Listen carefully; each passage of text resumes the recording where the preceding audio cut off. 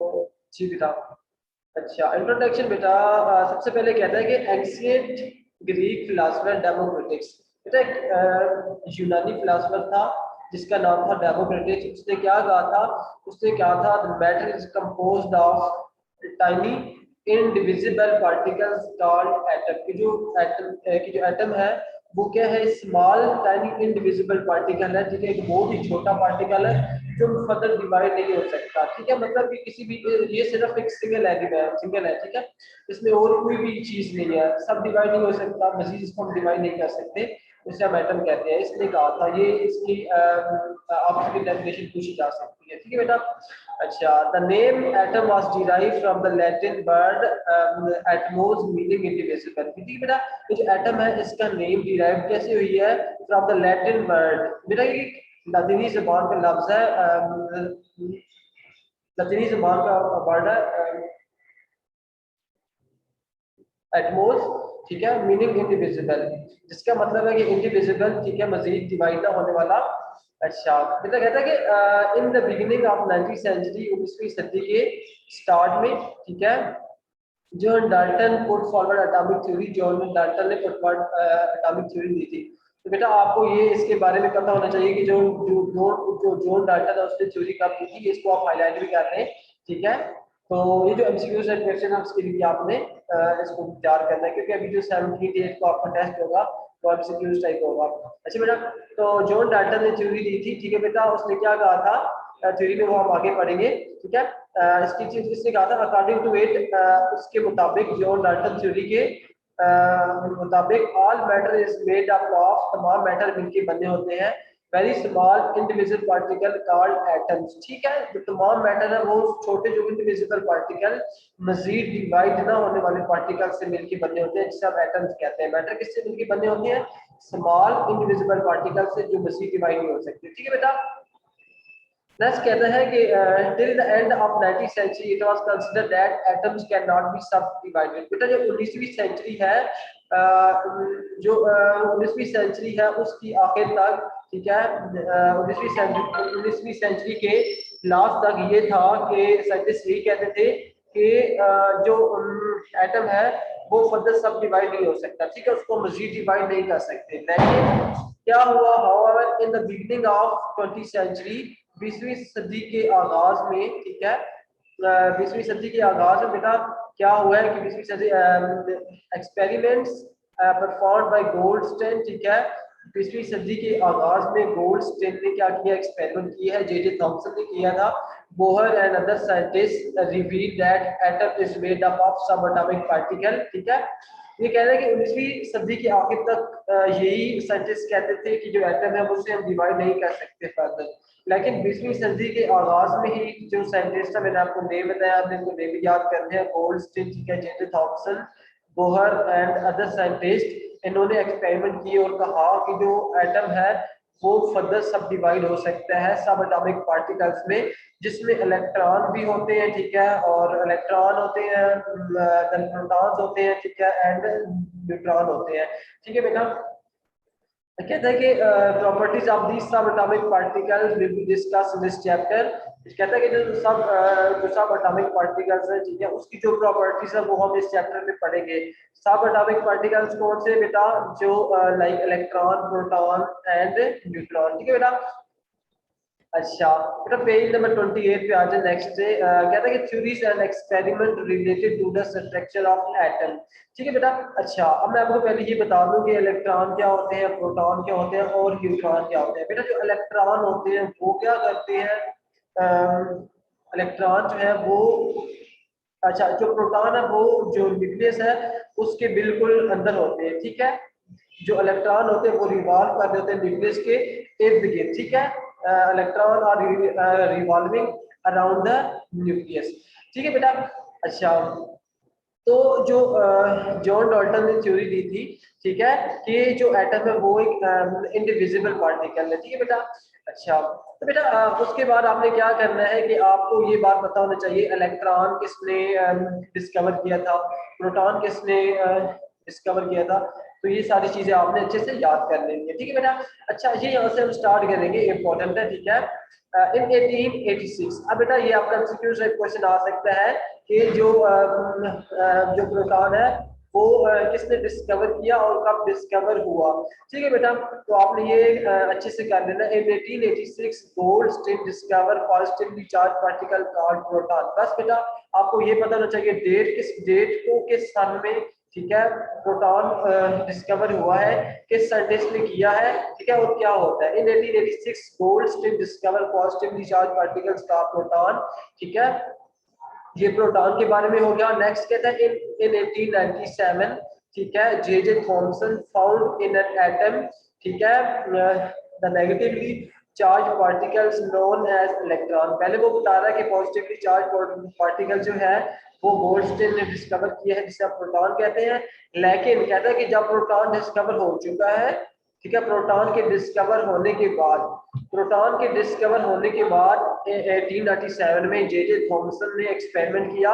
उसने ये ऑब्जर्व किया कि जो नेगेटिवली चार्ज पार्टिकल्स हैं वो जो न्यूक्लियस है उसके गिर्द रिवॉल्व कर रहे हैं, जिससे हम इलेक्ट्रॉन कहते हैं, ठीक है बेटा। अच्छा, it was established that electron and proton are fundamental particle of matter, ठीक है।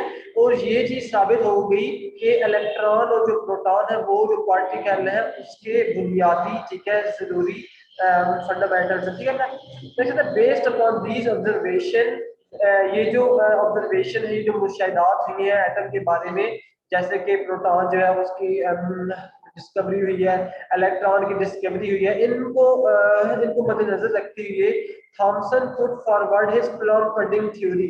थॉमसन जो था उसने प्लम पडिंग थ्योरी जो है वो दी थी, ठीक है बेटा। अब आपको ये चीजें पता होनी चाहिए, प्रोटॉन किसने डिस्कवर किया, इलेक्ट्रॉन किसने डिस्कवर किया, और प्लम पडिंग जो थ्योरी है वो किसने दी थी, ठीक है बेटा। प्लम पडिंग थ्योरी जो है वो थॉमसन ने दी थी, ठीक है बेटा। अच्छा, अब जो प्लम पडिंग थ्योरी है वो क्या है, इसकी डेफिनेशन है, ये आपने याद करनी है बेटा, बहुत इंपॉर्टेंट है, आपके पेपर में आ सकती है।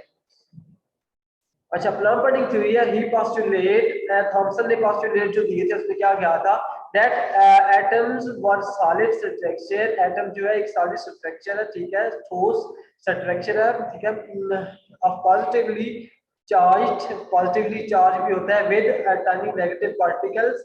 जिस एक जो एटम है उस पे पॉजिटिवली चार्ज है, उसमें negatively tiny negative particles, tiny छोटे छोटे पार्टिकल होते हैं जिन पे नेगेटिव चार्ज होता है, स्टक इनसाइड, जो कि उसके अंदर स्टक होते हैं। स्टक का मतलब है फंसे होते हैं, ठीक है, या फिक्स होते हैं, ठीक है बेटा।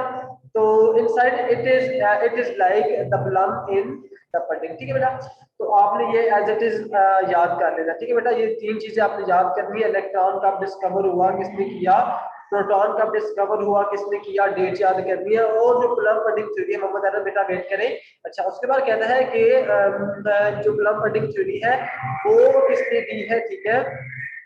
साइंटिस्ट का नेम आपको पता होना चाहिए, और आपको ये पता होना चाहिए कि प्लम पडिंग थ्योरी जो है वो उसकी डेफिनेशन क्या है, वो क्या होती है, ठीक है बेटा। नेक्स्ट कहता है कि cathode rays and discovery of electron, कि कैथोड रेज क्या होती है, डिस्कवरी ऑफ इलेक्ट्रॉन जो है वो क्या होती है। अब बेटा देखिए, आपके एग्जाम में ये दो चीजें आपसे पूछी जा सकती है कि जो कैथोड रेज क्या है, डिस्कवरी ऑफ कैथोड रेज बताएं, ठीक है।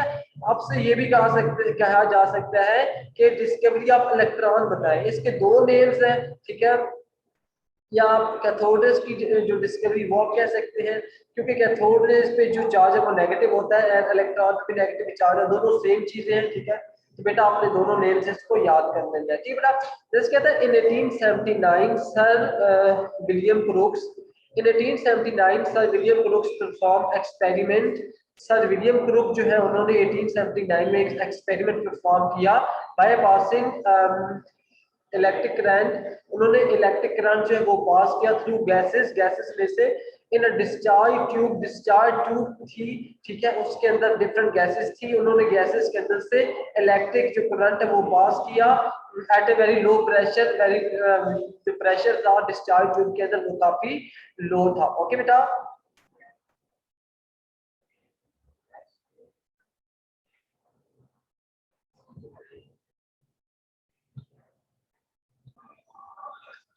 बेटा तो हम ये पढ़ रहे थे कि इन 18 87 में सर विलियम क्रूक जो है उन्होंने एक्सपेरिमेंट जो है वो परफॉर्म किया।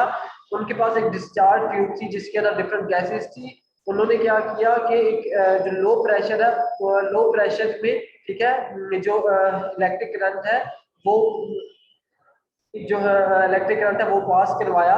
तो बेटा उसके इलेक्ट्रिक करंट जब पास हुआ तो क्या चेंज आई, सर विलियम क्रोक्स ने क्या ऑब्जर्व किया, हम आगे पढ़ेंगे। ही टुक ए गिलास tube fitted with a two metallic electrode, ठीक है बेटा। ही टुक अ गिलास ट्यूब, ये बेटा गिलास ट्यूब है, ठीक है, उन्होंने गिलास ट्यूब लिया बेटा। बेटा उन्होंने एक ये गिलास ट्यूब लिया, ये आप देख सकते हैं ये गिलास ट्यूब है, ठीक है, और fitted with two metallic electrode. बेटा ये एक इलेक्ट्रोड ये है मेटालिक इलेक्ट्रोड, मेटालिक मतलब कि ये जो इलेक्ट्रोड ये मेटल से बने होते हैं, ठीक है, ये दो मेटालिक इलेक्ट्रोड है, ठीक है बेटा। ये दो मेटालिक इलेक्ट्रोड है और एक को एनोड हम कहते हैं जिसपे पॉजिटिव चार्ज होता है। बेटा ये देख ले, ये एनोड है ये वाला जिसपे पॉजिटिव चार्ज है, और ये वाला कैथोड है जिसपे चार्ज है नेगेटिव। बेटा ये देख रहे हैं आप, ठीक है। तो ये आपने एज इट इज बेटा समझ ले, समझ के आप खुद से भी ये चीजें लिख सकते हैं, ठीक है। तो याद आप करें, याद करें, लेकिन पेपर में जब भी आपको पूछ जाता है तो आपके माइंड में अगर इसका कंसेप्ट होगा तो आप अच्छे से कर सकोगे। मोहम्मद उमर बेटा वेट करें। अच्छा, ही टुक अ गिलास tube fitted with two metallic electrode. उन्होंने गिलास ट्यूब ली है, उसके अंदर दो मेटालिक इलेक्ट्रोड है, एक को हम एनोड कहते हैं, एक को हम कैथोड कहते हैं, ठीक है बेटा। Which are connected to a high voltage battery. ये दोनों जो हाई वोल्टेज बैटरी है, बैटरी के साथ, हाई वोल्टेज बैटरी के साथ ये क्या है बेटा, ये कनेक्ट है, ये कनेक्ट, ये बेटा ये देख रहे हैं ये हाई वोल्टेज बैटरी है, ठीक है। और ये बैटरी की तार यहाँ से आई है वायर, ये देखिए एक इलेक्ट्रोड यहाँ से कनेक्ट हुई है, एक तार ये इधर से आ रही है, ये इलेक्ट्रोड के साथ आके कनेक्ट हो रही है, ठीक है बेटा। तो उन्होंने एक इलेक्ट्रोड है उनको बैटरी के साथ क्या कर दिया है, कनेक्ट कर दिया है। The pressure inside the tubes was kept 10-4 atmospheric pressure। बेटा आपको ये पता होना चाहिए कि जो बैटरी जो डिस्चार्ज ट्यूब है, ठीक है, उसके अंदर प्रेशर कितना रखा गया है। बेटा जो डिस्चार्ज ट्यूब है उसके अंदर जो प्रेशर है वो 10-4 एटमॉस्फेरिक प्रेशर। बेटा एटीएम का मतलब होता है एटमॉस्फेरिक प्रेशर, ओके। तो डिस्चार्ज ट्यूब के अंदर जो प्रेशर है वो 10-4 है, ठीक है। अच्छा, नेक्स्ट वो कहता है कि when high voltage current was passed through the gas। बेटा ये जो ट्यूब है इसके अंदर ये गैस जो है इन्होंने डाली है, ठीक है, गैस इसके अंदर है। अब क्या कहते हैं कि जी देखिए जब यहाँ से जो इलेक्ट्रोड है एनोड, ठीक है, इसमें से भी इलेक्ट्रिक करंट पास होगा, इसमें भी इलेक्ट्रिक करंट पास होगा, तो जरूरी बात है गैस जो है उसके अंदर से इलेक्ट्रिक करंट पास होगा। वो कह रहा है कि when high voltage current was pass through the gas, जब हाई वोल्टेज करंट जो है वो गैस में से पास होगा, shiny raise were emitted from the cathode, ठीक है। क्या होगा कि ये कैथोड है बेटा, ये देखिए ये कैथोड है, ये कैथोड है, और इस तरफ से क्या होगी, जब इलेक्ट्रिक करंट गैस में से पास करेगा तो यहाँ से शाइनी रेज जो है वो एमिट होगी, खारिज होगी, कहाँ से, कैथोड में से शाइनी रेज खारिज होगी, यहाँ से खारिज होके ये देखिए ये शो भी हो रहा है, ये गैस जो शाइनी रेज है ये जा रही है एनोड की तरफ, ट्रेवल कर रही है। बेटा ये आपको नजर आ रही है ना, ठीक है।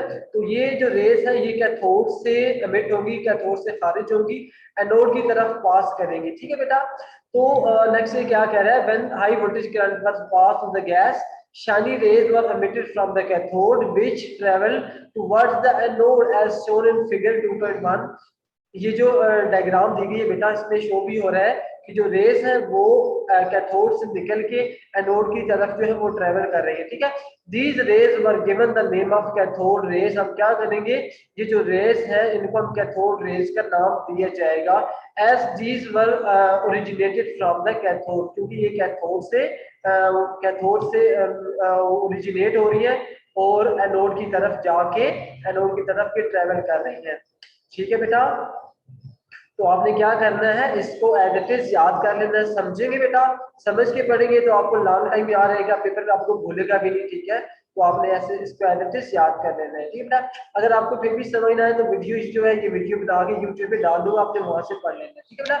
अब देखिए ये नेक्स्ट जो कैथोड रेज अब हमने पढ़ी है, ठीक है बेटा। ये कैथोड रेज की कुछ इसकी 7 प्रॉपर्टीज है, तो ये इसकी जो प्रॉपर्टीज है ये आपने एज इट इज याद कर लेनी है। तो ये 2 से 3 जो इसकी प्रॉपर्टीज है ये आपकी शॉर्ट क्वेश्चन में भी आती है, ठीक है, और सम टाइम ये लॉन्ग क्वेश्चन भी आ सकता है कि define the properties of cathode rays. 5 number का या 7-8 नंबर का आपका लॉन्ग क्वेश्चन आ जाएगा सॉरी, तो आपने इसको अच्छे से याद कर लेना है, ठीक है बेटा। अच्छा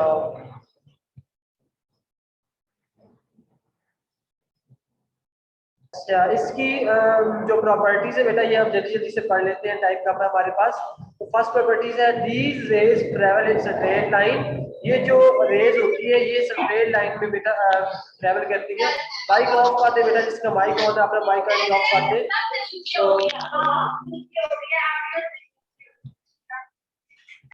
अच्छा बेटा, तो मैं बता रहा था आपको these rays travel in straight line like perpendicular to the cathode surface, ठीक है बेटा। ये जो रेज है ये कैथोड की सरफेस से जो एनोड है उसकी तरफ ट्रेवल करती है बिल्कुल सीधी लाइन में, स्ट्रेट लाइन में, ठीक है। नंबर दूसरी जो प्रॉपर्टी है they can cast a sharp shadow of an opaque object if placed in their path. कहते हैं कि अगर इन ये जो रेज है जब ये ट्रेवल करती है, अगर इनके रास्ते में है कोई इस तरह का कोई ऑब्जेक्ट रख दी जाए, कोई चीज रख दी जाए तो उसका शेडो बनाती है, ठीक है बेटा। नंबर जो 3 है कहते हैं they are deflected toward positive plate in an electric field, ठीक है।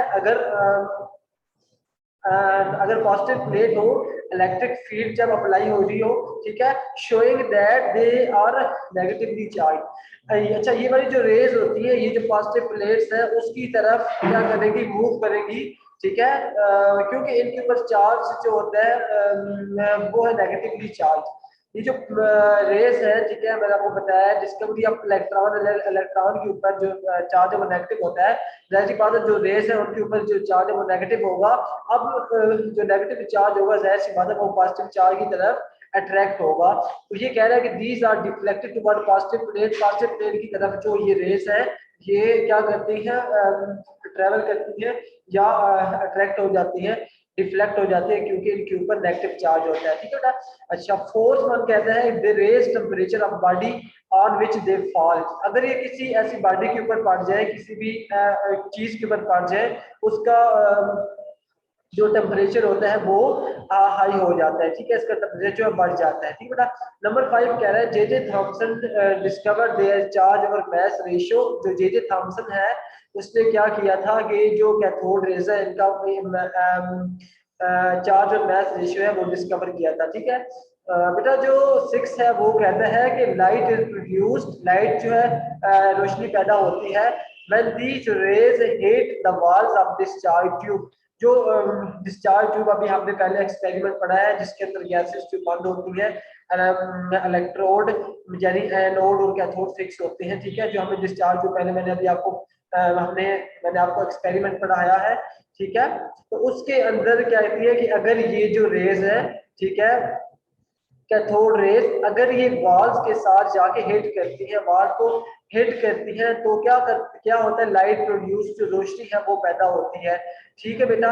अच्छा बेटा जो 7th वन इसकी जो प्रॉपर्टी है, it was found that the same type of rays were emitted, ठीक है, no matter which gas and which cathode was used discharge tube, ठीक है बेटा। कहते हैं it was found that the same type of rays were emitted, ठीक है, same तरह की जो रेज है वो एमिट होंगी, ठीक है, खारिज होंगी, no matter which gas and which cathode was use discharge tube. इसका कोई मतलब नहीं है कि अगर जो डिस्चार्ज ट्यूब है उसके अंदर कौन सी गैस है, किस तरह की गैस है, या किस तरह का जो कैथोड है और एनोड है यूज हो रहा है, इस पे कोई भी मतलब कि डिपेंड नहीं करता, ना गैस पे डिपेंड करता है, ना जो कैथोड है, कैथोड और एनोड होते हैं उस पर भी डिपेंड नहीं करता, ठीक है, जिस किस्म का मर्जी हो। लेकिन क्या होता है कि ये इस तरह की जो सेम टाइप ऑफ रेज है वो क्या होगी, खारिज होगी, ठीक है बेटा। तो आपने क्या करना है कि ये जो फर्स्ट 7 इसकी जो प्रॉपर्टीज है ये आपने याद कर लेनी है, ठीक है। और उसके अलावा आपने क्या करना है कि आपने